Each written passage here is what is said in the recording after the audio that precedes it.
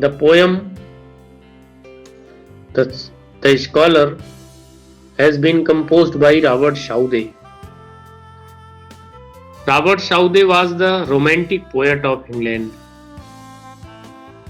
This poem has been taken from the poem My Days Among the Dead Are Past.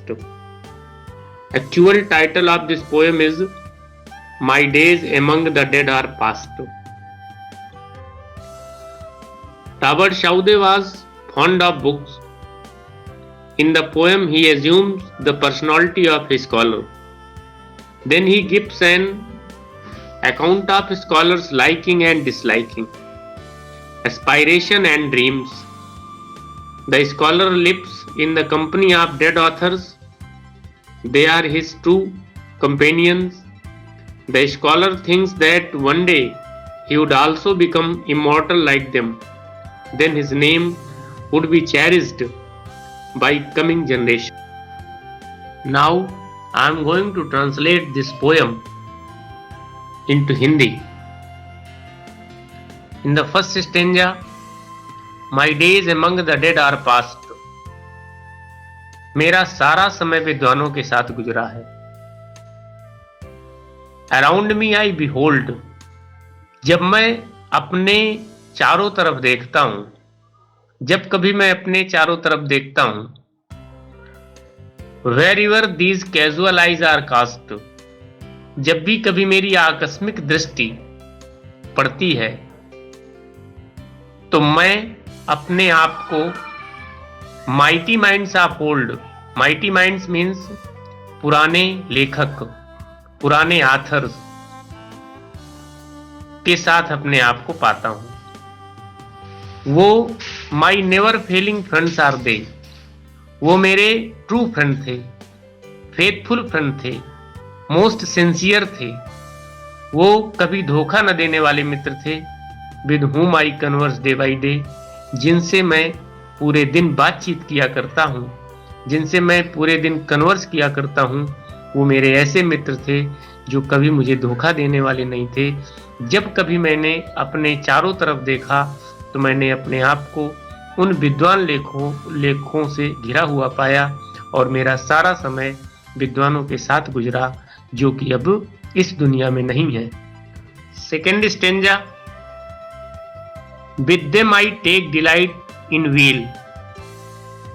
Means क्या है कि मैं दुख के समय उनसे आनंद प्राप्त करता हूं. डिलाइट मीन्स होता है जॉय. मैं दुख के समय उनसे आनंद प्राप्त करता हूं और दुख के समय मुझे राहत भी मिलती है. एंड सीक रिलीफ इन वो माने होता है शारो. दुख के समय मुझे उनसे रिलीफ मिलती है, राहत मिलती है. And while I understand and feel. और जब मैं कभी विचार करता हूं, जब मैं कभी महसूस करता हूं कि how much to them I owe, कि मैं उनका कितना ऋणी हूं. ओ मीन्स होता है इंडेप्टेड, ऋणी होना. मैं उनसे कितना ज्यादा ऋणी हूं. माई चीक हैव ऑफन बीन ब्योड. मेरे आंखों में आंसू आ जाते हैं. मीन्स मेरे जो चीक माने जो मेरे गाल हैं वो बिडोप मीन्स होता है बिकेम बेट, गीले हो जाते हैं. मीन्स मैं रोने लगता हूं. With tears of thoughtful gratitude. और जब भी कभी मैं उनके कृतज्ञता को एहसास करता हूं तो मैं रोने लगता हूं. उनके ग्रेटफुलनेस को, ग्रेटिट्यूड मीन्स होता है ग्रेटफुलनेस को, जब कभी मैं याद करता हूं तो मेरे आंखों से आंसू आ जाते हैं, मेरे गाल गीले हो जाते हैं. मीन्स कहने का मतलब यह है कि मेरे वो इतने ज्यादा सिंसियर थे, इतने ज्यादा फेथफुल थे कि मैं दुख के समय उनसे मुझे राहत मिलती है. और जब कभी मैं समझता हूं, जब कभी मैं महसूस करता हूं तो मुझे ये महसूस होता है कि मैं उनका बहुत ज़्यादा ऋणी हूँ और मैं रोने लगता हूँ. मेरे गाल गीले हो जाते हैं उनकी कृतज्ञता को समझ करके, उनके ग्रेटफुलनेस को समझ कर. In the third stanza poet कह रहा है कि my thought are with the dead with them. मेरे विचार उन मृत लोगों के साथ में है. My thought are with the dead with them. मेरे विचार उन मृतक लेखकों के साथ में हैं। मीन्स क्या है कि मैं फुल्ली सेटिस्फाइड हूँ, मैं पूरी तरीके से उनके विचारों से सहमत हूँ। I live in a long past year, जितना भी समय मैंने उनके साथ गुजारा है, जितना भी मैंने जो समय स्पेंड किया है, सेवरल ईयर्स जो मैंने उनके साथ स्पेंड किया है, तो उनसे जो विचार आए हैं उनसे मैं पूर्णतः सहमत हूँ। देयर वर्च्यू लव, पोएट कह रहा है कि मैं उनको केवल गुणों को प्यार करता हूँ। मैं वर्च्यू मीन्स होती है क्वालिटी, मैं केवल उनके गुणों को प्यार करता हूँ। देयर फॉल्ट कंडेम, लेकिन अगर उन्होंने कोई गलती किया है, कोई फॉल्ट किया है, तो उसको मैं कंडेम माने क्रिटिसाइज भी करता हूँ, उनकी मैं आलोचना भी करता हूँ। Partake their hope and fears, और उनसे मैं आशा तथा भय दोनों में भाग लेता हूँ। पार्टेक का मतलब होता है भाग लेना, take part. Partake their hope and fears, जब कभी भी वो आशान्वित थे तो भी मैं उनके साथ में था, जब कभी वो भय में थे तब भी मैं उनके साथ में था। And from there lesson seek and find, उनके जो पाठ हैं, उनके जो लेसन्स हैं, उनसे मुझको मिलता है। सीक माने होता है प्राप्त करना, सर्च करना, मैं खोजता हूँ, इंस्ट्रक्शन खोजता हूँ, एडवाइस खोजता हूँ। With an humble mind, humble mind means होता है रिस्पेक्टफुली, बड़े नम्रतापूर्ण ढंग से मैं उनके निर्देशों को सीख करता हूँ, सर्च करता हूँ, और उनसे मैं शिक्षा प्राप्त करूँ। In the last stanza poet कह रहा है कि my hopes are with the dead anon, मेरी सभी आशाएं मृतक विद्वानों के साथ में हैं। एनॉन मीन्स होता है सून, मीन्स होता है कि after death soon I will take place with them, शीघ्र ही मैं उनका स्थान ले लूंगा, शीघ्र ही मेरा स्थान उनके साथ में हो जाएगा। My place with them will be, मेरा भी स्थान मृतक लेखकों के साथ में उसी प्रकार से हो जाएगा जैसे कि वो आज भी इमॉर्टल हैं, आज भी अमर हैं, तो शीघ्र ही मैं भी अमर हो जाऊंगा। And I with them shall travel on, और मैं उनके साथ हमेशा यात्रा किया करूंगा। Always I will travel with them in future, means क्या है कि जब कभी भी लोग मेरी पोएम को पढ़ेंगे तो मैं भी उन मृत लेखकों के तरह मैं भी अमर हो जाऊंगा, और उनके साथ मैं भी ट्रेवल करूंगा। फ्यूचर में, भविष्य में मैं भी उनके साथ ट्रेवल करूंगा, यात्रा करूंगा। Through all futurity, futurity means होता है फ्यूचर, पूरे आगे आने वाले भविष्य में मैं उनके साथ ट्रेवल करूंगा, मीन्स उनकी तरह मैं भी अमर हो जाऊंगा, इमॉर्टल हो जाऊंगा। Yet living here the name I trust, और यहाँ एक ऐसा नाम छोड़ जाऊंगा।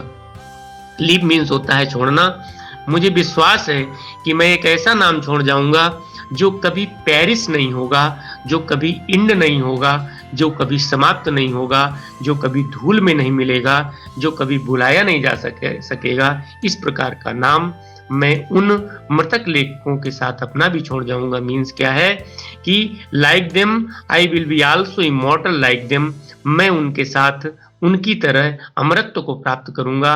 लोग मुझे याद करेंगे और मैं उनके साथ हमेशा ट्रेवल करूंगा, यात्रा करूंगा, और मुझे विश्वास है कि मेरा नाम कभी संसार से समाप्त नहीं होगा, बल्कि लोग मुझको हमेशा याद करेंगे उनकी तरह। Explanation of first stanza, my days among the dead are past. Student, you should write reference.